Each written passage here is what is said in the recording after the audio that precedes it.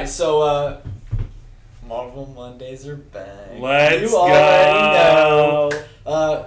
Cousin Jeffro, Young Lion. We're doing Captain America. We left off on Thor. We've had a little hiatus, a little bit. No, don't worry about it. We are back. It hasn't been 75 years though. No, nothing. No frozen in ice. None of that. But we normally start off by we chose this scene for this reason, that reason, this reason. The other one that we had talked about was when he goes into the ice, crashes the plane.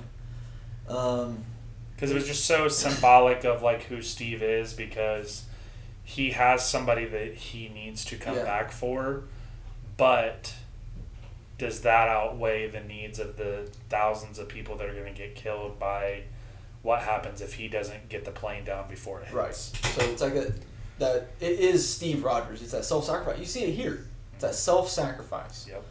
That that Steve is. I failed. I fumbled. Did not bring the case.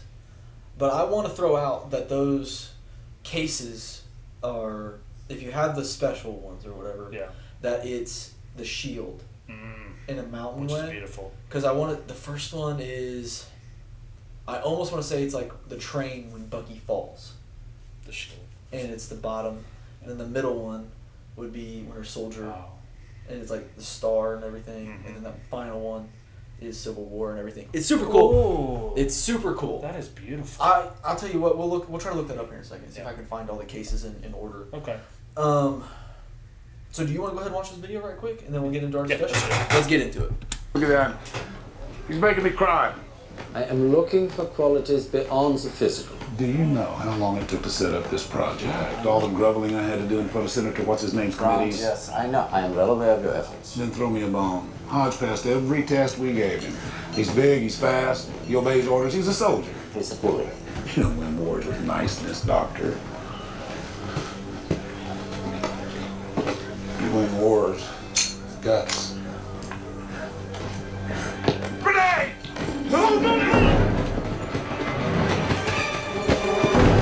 Get away! Get back!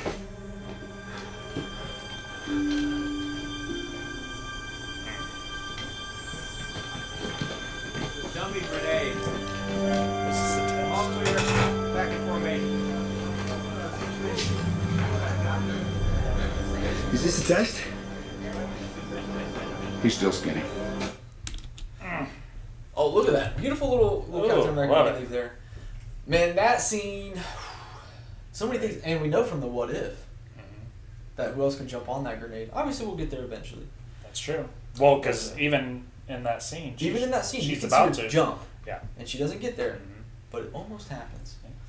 Yeah, no, I love that scene, man. It kind of gets you pumped for the rest of that movie. Well, and again, it's who Steve is. Like, you see the one guy that it shows like right before this, and show off your shirt. Let me show off. Go, keep talking. Yeah. I got Rogers the musical on today. I know right. it's Hawkeye, but it's Cap. Come on. It's Rogers. It's called Rogers. So, right before this, the blonde dude, the like buff guy, he like hit on Captain Carter, and she punches him square in the face. Yep. Like, so we know that he's kind of a bully, and Captain Phillips is even talking about how you need people like him because they win wars. Fast and and strong.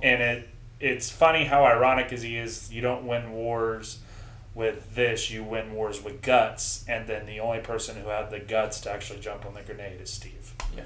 You don't win wars with niceness. That's what he says.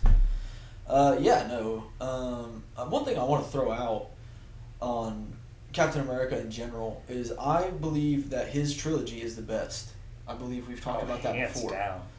This is the sad thing is this is actually the weakest of the three, but that's not a bad thing because this movie is is up there. I think it's underrated as heck, honestly. It is on. This is one of the you best have- Phase 1 movies.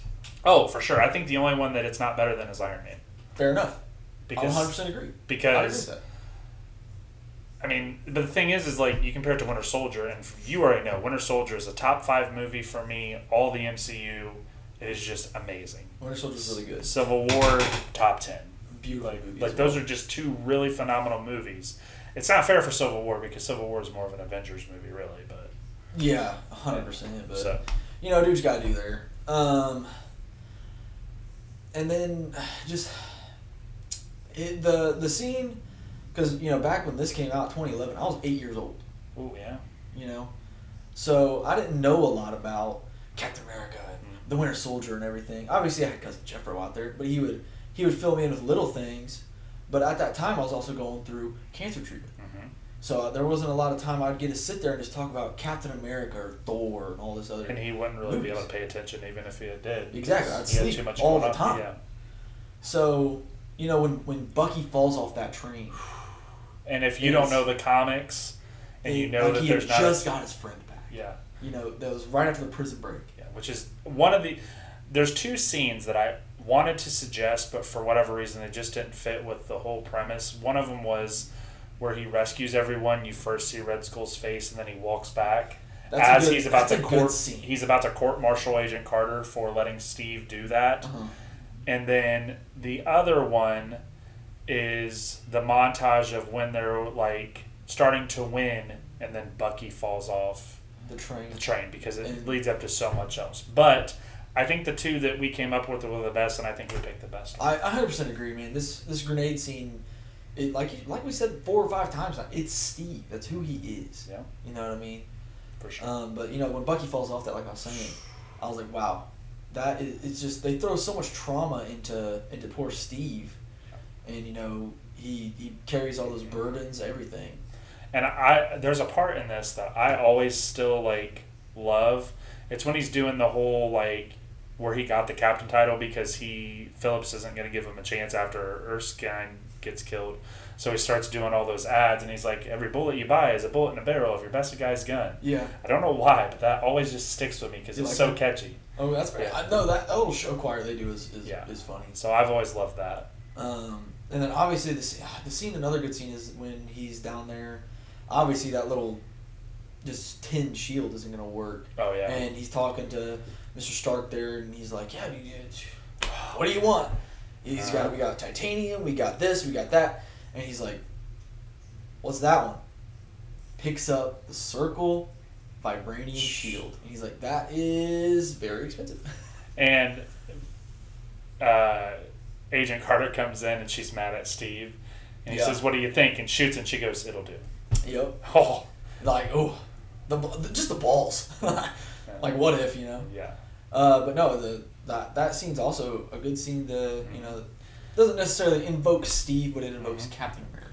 Now, did you see a couple of the Easter eggs in this movie? Of what? So, in the scene where they're going to the Stark Expo, Uh-huh. they are walking by, and you see this, robotic-looking thing. Did you know that is the original Human Torch named Jim Hammond? He was actually a synthezoid, and he fights with Steve and Namor and Bucky and a bunch of other heroes that most people that know today's comics wouldn't know. They're called the Invaders. And the original Human Torch, you can actually see him in there. Did not know that. Okay. Very cool. I'll have to go back and look at that. Yeah. Very cool. Yeah. What else you got? Any other little things there? So, Arnim Zola. Yep. This kind of goes into Winter Soldier too, but the whole him blending in with Hydra and S.H.I.E.L.D. and then he becomes a TV, that's kind of cool. Now we'll kind of expound on that later. I'm trying to think if there's any big other Easter eggs that I can think of. I don't know. Oh, so we know that what happens to Red Skull, everyone thinks he dies. Yep. But knowing what we know now, that sets up 2 of the biggest movies of the entire MCU. True that. And 2 of the most heart-wrenching scenes. Let's not forget that this Red Skull is played by a different actor as well. It's Hugo Weaving here. The one in the Avengers, Endgame, and Infinity War is a different guy. It's Ross Marquand. I did not know who they were. Yeah. Oh, Marshall McClund? That's what that is? Mm-hmm. I did know that, Yeah. actually, because I saw him at a convention. And honestly, he killed it. Yeah. You couldn't really tell a difference overall. Yeah, no, he was good. I liked him. Can't Can't at least complain. that's what the floaty guy said. And I feel Red Skull is a villain in this. You know what I mean? Bro, he fills the shoes of villain. And which we lost that a little there in some other movies. yeah, especially in the more recent ones. This is something you'll hear me and Young Lion harp on a lot. Is that the movies are always good, but there are things that they do where they become kind of tropes that are annoying. And in the first phase, one of the things that I like is the villains are villains. Even Abomination at this time is a villain. Now, you understand that because of the gamma radiation and stuff, some of that's because of that, but he's still the bad guy. Mm-hmm. You understand that Ross is not a great guy. Right. You know, Obadiah Stane, bad guy. Bad guy. Whiplash, bad guy. Justin Hammer, funny, bad guy. Yup. You know what I mean? Like, there's no... I really think it started with Loki. Yeah. Yeah. Where you kind of started to blur the lines between villain, kind of a villain, kind of a good guy. And you know, Loki is almost like a... Not even in this movie. We can get on that once we get to Avengers, but he's... No. False. What? False. When's Loki in this? Have you ever seen the end credit scene?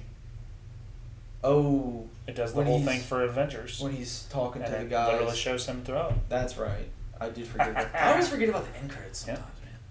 And another nod to Norse mythology is where they get the Tesseract. That wall is the Yggdrasil. Oh, yeah. Yep. So, you know, I don't know that actually plays anything into anything, but it's just like saying, hey, Norse is like kind of a thing in this, you know what I mean? Oh, there's a MCU Easter egg. You know this, but most people don't. And it's funny because if you look on the screen right now, there's a picture of him getting ready to kiss this girl. If you've paid attention to movies that come up later, that actress plays Peter Quill's mother, who is dying of cancer. And you actually see more of her in Guardians of the Galaxy 2. Boom. Because she actually sings, I forget what the song is. I forget. What a fight. Brandy. That's the name of the song. Brandy. Never said Brandy. You don't want to hear me sing. Yeah, it's fine. We do music on the other part of this channel. That's something else. So, I still love this movie. Like, this is a movie I could just rewatch. I don't have to like pay attention to. Sure. But I've seen it so much that I could just follow it, and it's good. It's just solid. Yeah. I agree with that statement. 100%. This is on the background. I'll probably end up watching it at any given point. It could be the end fight, and I'll watch the rest of it. You know what I mean? Yeah. Like, it's just good. Now you said that you lost your ranking. My overall list. Yeah. Yes. Yeah. So where would you put this in your ranking now? Because at this time of being recorded, Deadpool 3 has hit. And it is. And it is a masterpiece. But we'll get there in, at the rate we're going, probably 4 years. Maybe but, 5. but where would you put this? Okay, Even if it's a rough estimate. Well, I know that before Deadpool and Wolverine, it was low teens. Okay. Like, I couldn't have it in my top 10. There's just too many good movies, like, top 10 wise that... And I had Iron Man at 12. I know that. I do remember I had Iron Man at 12.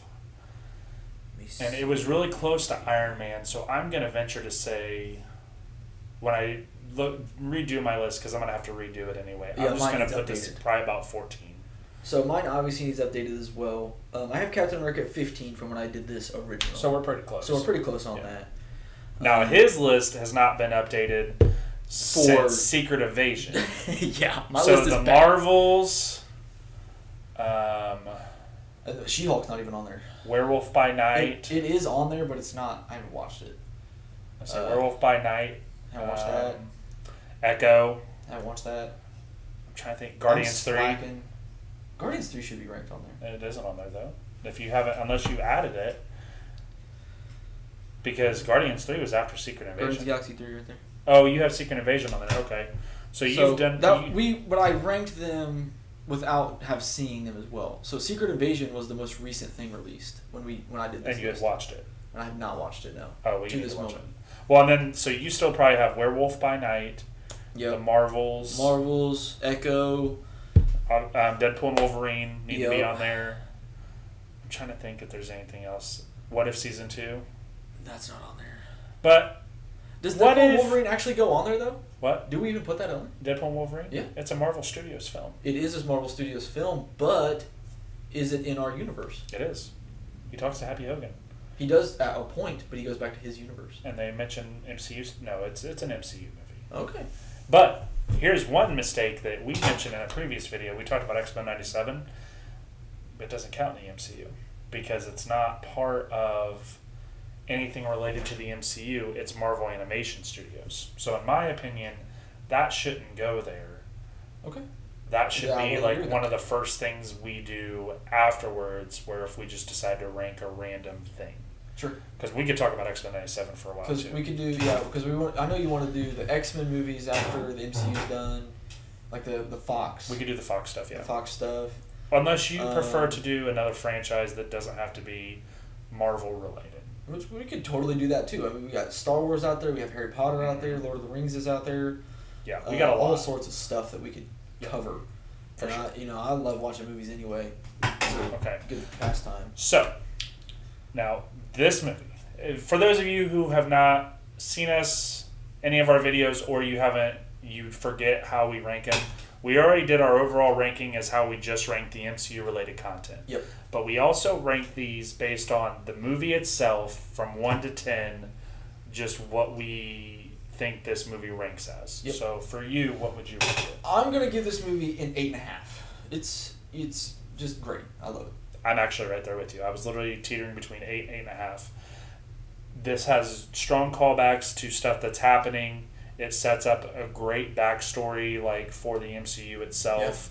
You know, we get to see Howard Stark. We get to see Agent Carter. We get to see like the start of Shield. You know, and we think And Hydra right at the disappears. What else do we see? Nick Fury. Mhm. Shield is built. It's there. Yep, and obviously that ties in directly to Avengers. The end credit scene is very much just a giant promo for the Avengers. It shows some stuff that happens there. So, I mean, this movie is just solid. It's just a solid movie. You know, I could rewatch it 1,000 times. So I want to have the last word, and you know why. So is there anything else that you want to say before I do? No. If you haven't seen this one and you're an MCU fan, I don't know what you're doing. Go ahead and get on it. That's all I gotta say. There was an idea.